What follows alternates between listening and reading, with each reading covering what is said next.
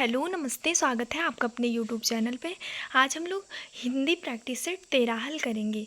पहला प्रश्न है, हिंदी साहित्य के इतिहास को लिखने का सर्वप्रथम प्रयास किसके द्वारा किया गया? Option A George Grierson, option B Shiv Singh Sengar, option C गारसा दत्तासी, ऑप्शन डी आचार्य रामचंद्र शुक्ल। तो इस प्रश्न का सही उत्तर है ऑप्शन सी गारसा दत्तासी। अगला प्रश्न है, हिंदी साहित्य के इतिहास का सबसे उपयुक्त काल विभाजन किसके द्वारा किया गया? Option A Acharya Ramchandra Shukla, option B Hazari Prasad Dwivedi, option C George Grierson, option D इनमें से कोई नहीं। तो इस प्रश्न का सही उत्तर है ऑप्शन ए आचार्य रामचंद्र शुक्ल। अगला प्रश्न है, गारसा दत्तासी कृत हिंदी साहित्य का इतिहास किस भाषा में लिखा गया है? Option A Angrezi, option B German, option C French और ऑप्शन डी हिंदी। तो इस प्रश्न का सही उत्तर है ऑप्शन सी फ्रेंच। अगला प्रश्न है, आदिकाल को संधिकाल और चारणकाल इन दो खंडों में किसने विभाजित किया? Option A doctor Ramkumar Verma, option B Rahul ji, option C Vishwanath Prasad Mishra और ऑप्शन डी इनमें से कोई नहीं। इस प्रश्न का सही उत्तर है option A doctor Ramkumar Verma. अगला प्रश्न है, आदिकाल का समय हजारी प्रसाद द्विवेदी ने कब से कब तक माना है?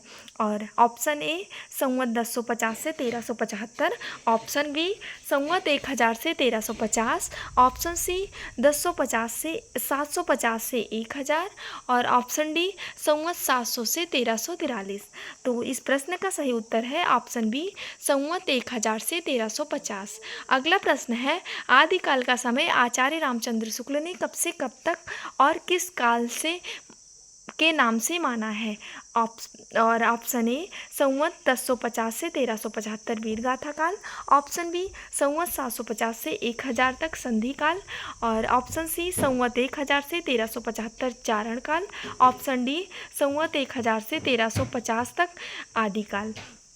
तो इस प्रश्न का सही उत्तर है ऑप्शन ए संवत 1050 से 1375 तक वीरगाथा काल। अगला प्रश्न है, जसहर चर्यू नामक पुस्तक का रचनाकार इनमें से कौन सा है?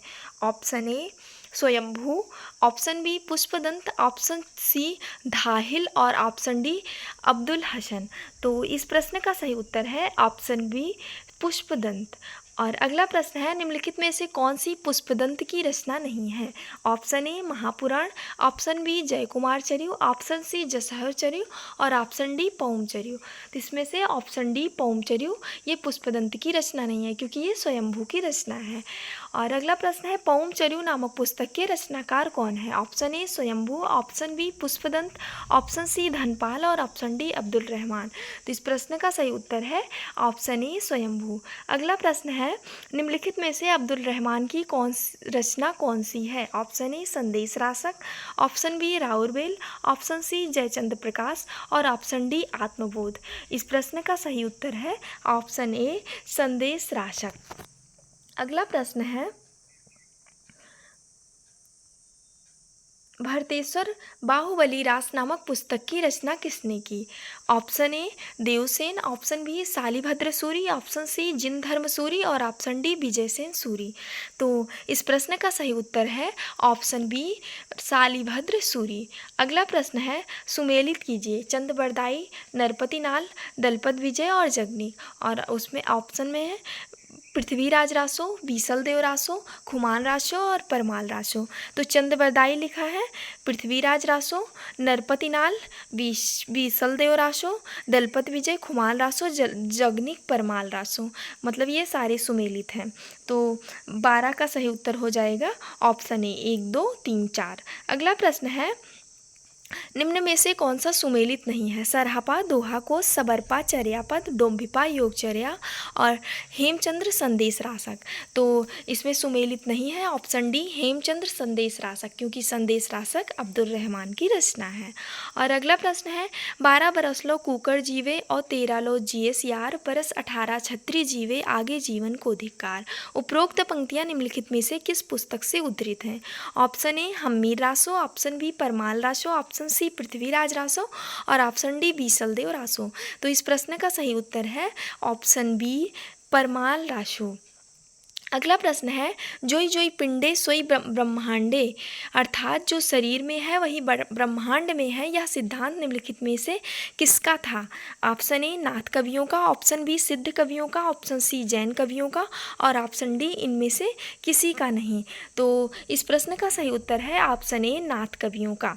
और अगला प्रश्न है, भक्ति आंदोलन को दक्षिण से उत्तर लाने का कार्य निम्नलिखित में से किसके द्वारा किया गया? Option A Kabirdas, option B Tulsidas, option D Surdas और ऑप्शन डी रामानंद। इस प्रश्न का सही उत्तर है ऑप्शन डी रामानंद। अगला प्रश्न है, श्री संप्रदाय के आचार्य निम्नलिखित में से कौन है? Option A Shankaracharya, option B Madhvacharya, option C Ramanujacharya और ऑप्शन डी इनमें से कोई नहीं। तो इस प्रश्न का सही उत्तर है ऑप्शन सी रामानुजाचार्य। अगला प्रश्न है, वल्लभाचार्य ने किसकी उपासना पर बल दिया था? ऑप्शन ए राम की, ऑप्शन बी कृष्ण की, ऑप्शन सी विष्णु की और ऑप्शन डी इसमें से कोई नहीं। तो इस प्रश्न का सही उत्तर है ऑप्शन बी कृष्ण की। और अगला प्रश्न है, सूफी साधना के अनुसार निम्नलिखित में से मनुष्य के कितने विभाग हैं? और option A 2, option B 3, option C 4, option D 5। तो इस प्रश्न का सही उत्तर है ऑप्शन सी 4। अगला प्रश्न देखते हैं, निम्नलिखित में से कौन हिंदी का प्रथम सूफी कवि है? Option A Mulla Daud, option B Kutuban, option C Jayasi और ऑप्शन डी कबीर। तो इस प्रश्न का सही उत्तर है ऑप्शन ए मुल्ला दाऊद। अगला प्रश्न है, निम्नलिखित में से कौन सी रचना नंददास द्वारा रचित है? Option A Rasmanjari, option B Roopmanjari, option C Prem Manjari और ऑप्शन डी ये सभी। इस प्रश्न का सही उत्तर है ऑप्शन डी ये सभी।